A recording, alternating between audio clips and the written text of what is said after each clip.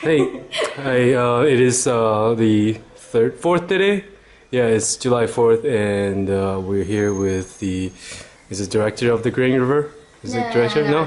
Just the project coordinator. Just the project coordinator of the Green River Society. And here we have Maren of Boulder, Colorado. Boulder, Colorado University. And she's going to interview her and ask her what her organization is about. Is it okay if you give us a brief introduction about your organization and your past history, past project, and what your organization is about? Just a brief summary of tell. So first answer this question and then her question. Yeah, if it's possible. Okay. So the Green River is mainly focused its efforts on the environmental protection on the Upper Yangtze River, and we aimed to protect the ecological environment to prove the living condition of the local people, and also to call the attention of the other people, the international society, to care about the local people's living conditions, their environment, the glaciers, and all the relevant things connected to the local people. And we have conducted a lot of projects since 1995. So we have a very long history, about 16 years. And Green River is the first NGO in China to launch the Tibetan Tibetan antelope protection program in China, and so we also established the first Chinese NGO conservation station in Kekexili, and after so many years, about 15 years later, we also want to start the second Chinese NGO conservation station in Totohe Township. This project is just connected to what you just asked me. How do you involve the local people? How to give them a better living conditions? How to help them to understand what is going on? Why the environment protection is so important for them. Yeah. Just move a little bit closer. Better. Okay, now go with your thing. I also want to ask you a more personal question of how did you get involved with this kind of organization, and what made you interested in environmental protection? When I graduated from my university,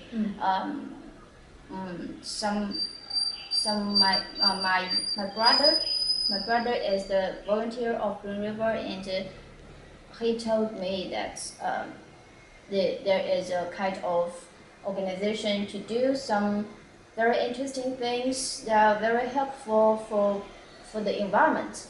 And he asked me, do you have the interest to do something like this? And I think it over, and because I do not understand what is environment protection, and I would like to know what it was.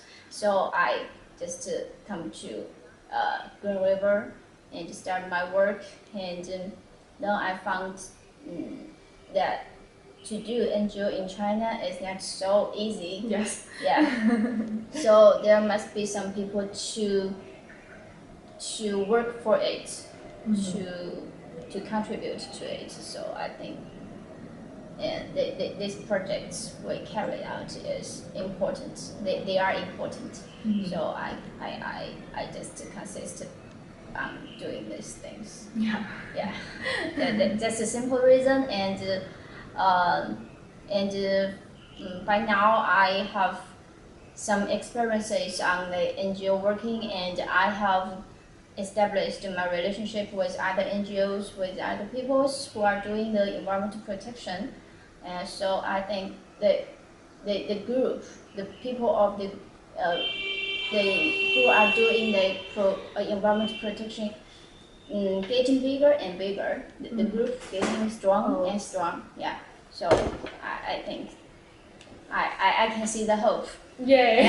So, in the future, soon maybe more and more people will be involved. Yeah, and more and more people became understand what is NGO, because 3 years ago when I started my work in Green River, a lot of people do not understand what is NGO, and I have to explain to my parents what is NGO or what was my work. So, but by now, a lot of people become to understand what is environmental protection, what is public involvement, what is the NGO.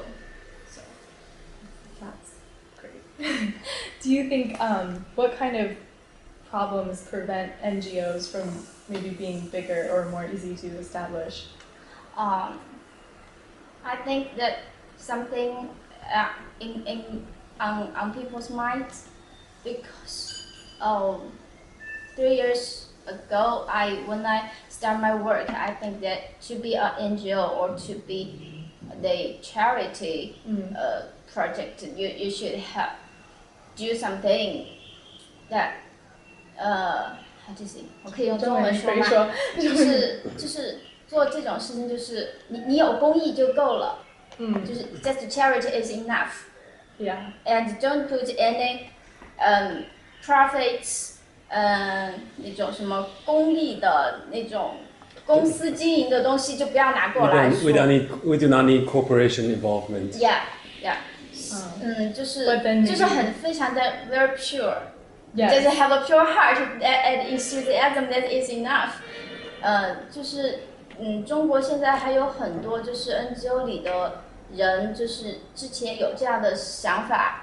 这样的想法。现在大家在转，这个思想在转变，不管是这种管理的层面，还是这种项目运营的这种方式。In the past times when in China, lots of NGO had these thoughts of leaving corporations out of the involvement, but now they're realizing this reality, and they're starting to change a little bit and having more corporation involvement at the NGOs work. 这方面的欠缺应该是阻碍了 NGO 发展的一个方面。然后我觉得还有就是就是有一些项目的实行的方式和就是 NGO 组织的架构。The structure of one organization， 就怎么说呢？就是我看到有很多 NGO 就是 the grassroots， the grassroots， and they do the pilot project in some place, and they how to say that, maybe they actually do some very good things, but they are just concentrate in one place or a very small village. You cannot address bigger problems. And the impact was concentrated. So what she's saying is that she sees a lot of smaller grassroots NGO organizations that are just doing local work, but having less impact on the greater scale. 这个基础项目是很基层的一个层面，如何在这个层面上再提高一下，然后再把影响力扩散出去，是现在中国很多非常多 NGO 面临的一个问题。So she's saying that a lot of NGO in China is facing a big problem, which is that they cannot increase their level of influence, so they can only do local work. 然后还有就是说，现在中国的 NGO 越来越多了，就是大家都很小，大家都很小，然后大家之间的合作又不够多，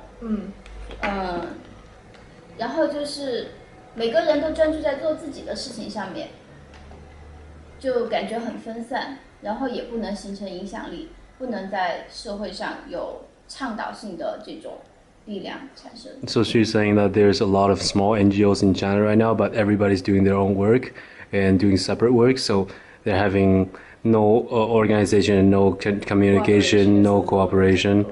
So they're finding it really hard to having a larger impact and on a larger scale, say a China-wide impact. 然后还有一个就是，NGO 很缺乏人才，就是我之前就是你之前来的时候，我正好在德国，然后我们去拜访了很多德国的 NGO，然后他们非常专业，就是中国的 NGO 里很少有这样的人才，可能有一个组织里1个或者2个，但是他们的 NGO 组织里是所有的人都是某一方面的专家，对，这个也肯定是阻碍中国 NGO 发展的一个重要的原因。So what she's saying is that NGO in China do lack highly educated personnel or people of skills. So you can find 1 or 2 in every NGO, but it's hard to get more in one NGO. It's hard to get more high educated people who knows what they're doing. So they have big hearts, but not enough people. And that must be because there's kind of not enough education really being promoted to. Maybe there is a kind of reason, and another reason also connected to this one is because the funds money get into the NGO is too small, and it's hard to retain the talented people to be work in NGO for long term. Yes. Yeah, so that's all problem. Maybe. Anything else? Yes. Keep going. Okay. You got plenty of time. Okay, plenty of time. Good. Also, I would like to ask. I think it's a little difficult right now because China's main focus has been economic development. Do you think that people or maybe organizations are starting to realize at all that if there's certain problems with the environment, that's going to also hurt economic development? Because I know with the Yangtze River, they depend a lot on water, hydroelectric energy from that. So if these kind of ecological systems have problems because of the way we're treating them and the way that humans are interacting with the environment, maybe there's going to be, in the future, repercussions for even the economic development. So if you can get people to realize that, do you think we have more of a hope of getting more funding and more concern towards environmental protection? Of course, yes. But that will be hard to do, maybe. 这样我就用中文说吧。其实就是现在这个就是在中国做环境教育的 NGO 也很多了，然后就是这次就是现在中国政府其实对环境这个问题也还算蛮重视。